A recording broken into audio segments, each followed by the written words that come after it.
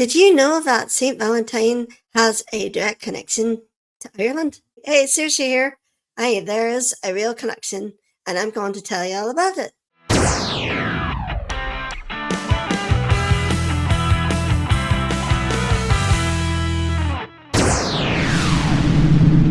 In Irish, we celebrate Real Valentín, or Saint Valentine's Day. And Saint Valentine was born in Terni, Italia, Imperium Romanum, in Anno Domini 226, the Common Era. He lived most of his life in Internamna.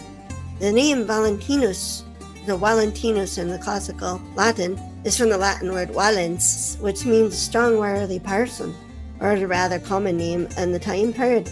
He became a Christian with exceptional learning and eventually a bishop, which means in Greek overseer, of Terni in Umbria. He served persecuted Christians in the Roman Empire, where Christianity was actually illegal because they only had one God, and in Rome you had to have whatever gods you had, plus you had to worship the emperor as a god, and so the Christians didn't do that, so they were persecuted. Valentinus was under house arrest by Judge Asterius, who tested him by bringing out his blind daughter to see if Valentinus could heal her. Well, guess what? According to legend or history, he did.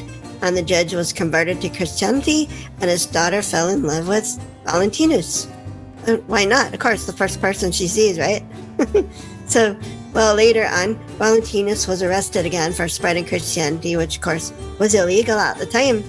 And he was sent to the Emperor Claudius Gothicus. Now, that's Claudius, Marcus Aurelius Claudius Gothicus, Claudius II, from 214 to 270 Common Era. And he was actually only emperor for 3 years. But the original, don't want to be confused with the original Claudius, Tiberius Claudius Caesar Augustus Germanicus, which is Claudius of I. Claudius fame and Derek Jacobi fame. So anyway, back to the story. Claudius liked Valentinus very much. That's the emperor, Claudius Gothicus. And he liked Valentinus very much until he tried to convince him to become a Christian. And I guess Valentinus must have been rather insistent upon it, and this upset Claudius. And one of the things, rule number 1 in the Roman Empire, is you never ever want to do anything that would upset a Roman emperor or else. And the or else did happen. Exactly, that's what happened. Claudius refused to become a Christian and condemned Valentinus to death. He commanded that Valentinus either renounce his faith or be clubbed to death with clubs and then beheaded.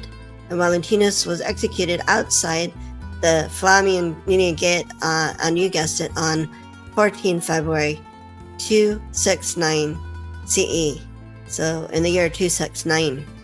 But before he died, Valentinus wrote a note to Asterius' daughter and signed it Ex Valentino tuo cum amore, which means from your Valentine with love. And that's what started the whole Valentine's Day yuck.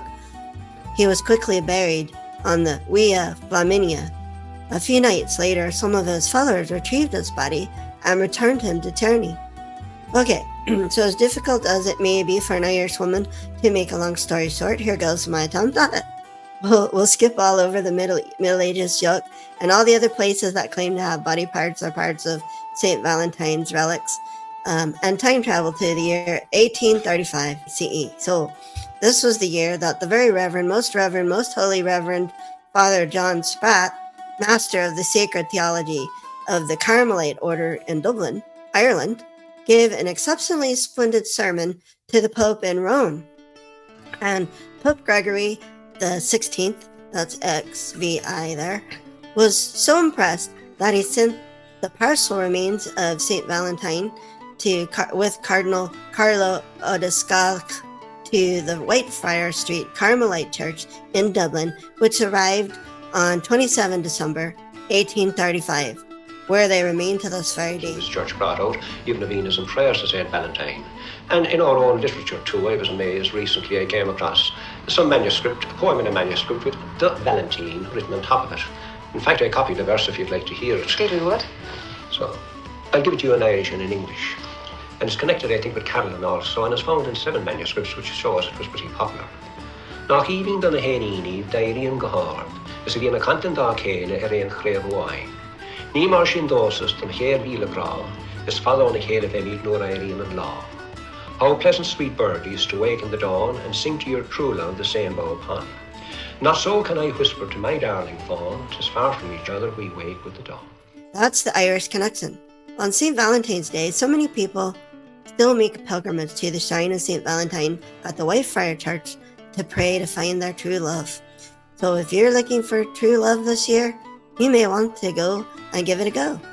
If you already have a special loved one, you can thank St. Valentine's for the special day to celebrate with flowers and chocolates and cards and dinners and more and all that such.